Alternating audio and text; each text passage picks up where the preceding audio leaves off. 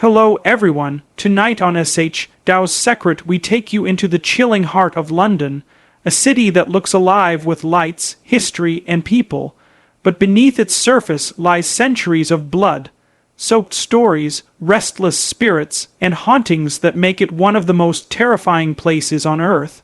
For every cobblestone street, every fog-draped alley, and every ancient building hides secrets that refuse to stay buried. Whispers of the dead lingering like smoke in the night. And tonight we explore the countless ghost stories of London that have terrified locals, tourists, and investigators. Generations, the Tower of London, perhaps the most haunted building in the world, where tortured cries of prisoners echo through cold stone corridors, where the spirit of Anne Boleyn, wife of King Henry Roman VIII, is said to walk headless, her pale form gliding through the chapel royal as she clutches her severed head, her eyes frozen in silent screams, and she is not alone, for the ghost of Lady Jane Grey has been seen on the battlements, weeping for the life stolen from her, and countless guards over centuries reported seeing phantom soldiers, shadowy forms pacing the towers, their armor clanking, and footsteps in empty chambers that make even the bravest men flee.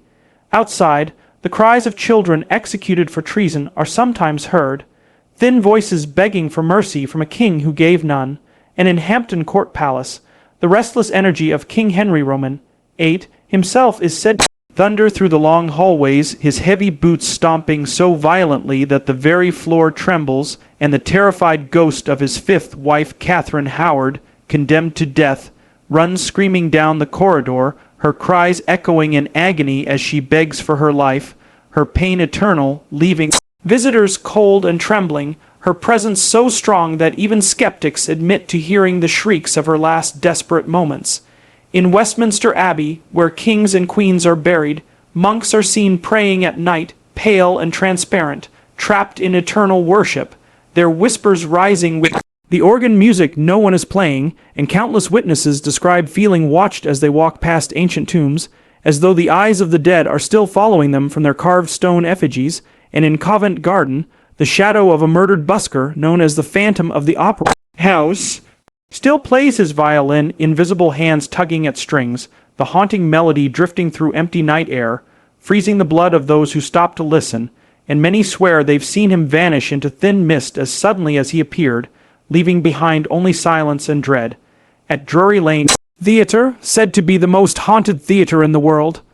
the Man in Grey has been seen countless times by actors and audiences alike, dressed in 18th century clothes, gliding past rows of seats before dissolving into the walls,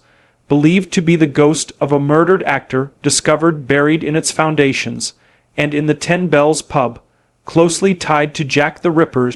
victims, the energy of fear still lingers. Patrons often feel icy fingers brushing their necks, glasses shattering on their own, and the distinct sound of female voices crying is heard in the dead of night, as if the murdered women themselves still haunt the place where they once laughed, drank, and unknowingly awaited their doom. And in the foggy East End streets of Whitechapel, where Jack the Ripper prowled, many people claim to see women in blood-soaked dresses vanish into the mist, hear footsteps following them when no one is there, and even smell the metallic tang of blood in the air. A chilling reminder that some crimes echo forever. In Highgate Cemetery, statues of angels are said to move when no one is looking, their stone eyes following visitors, and countless people describe hearing whispers among the graves, the sound of something breathing behind them, and shadows shifting even when the night is still. And in the 1970s, reports of a terrifying figure known as the Highgate Vampire spread fear across London.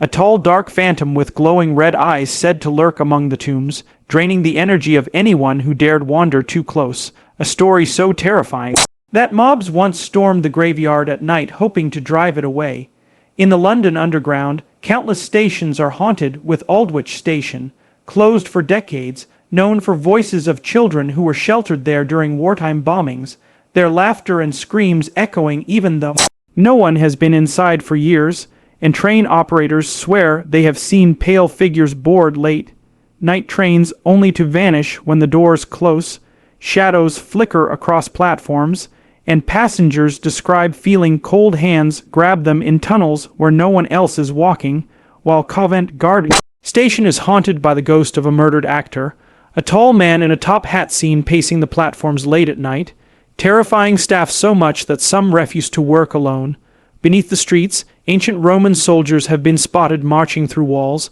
spectral legions from thousands of years ago still haunting the land they once conquered, and on London Bridge at 3 a.m., dozens of witnesses have described hearing the sound of hooves and chains as phantom Roman troops march across the river, fading into mist just before reaching the opposite bank, while black coaches pulled by skeletal horses with flaming red eyes are said to thunder through the streets of Highgate Hill, their wheels blazing. The drivers face a hollow skull staring at those unfortunate enough to see them before they vanish into the darkness, leaving behind only the stench of brimstone and smoke. In Cutty Sark at Greenwich, visitors smell phantom smoke and hear the footsteps of sailors even when the decks are empty, their restless spirits bound to the ship forever after its great fire, and in the Crossbones graveyard, where thousands of paupers and prostitutes were buried in unmarked graves. Shadowy figures are often seen rising from the earth, stretching pale hands upward as if begging to be remembered, their cries of sorrow floating through the air like a chilling lullaby,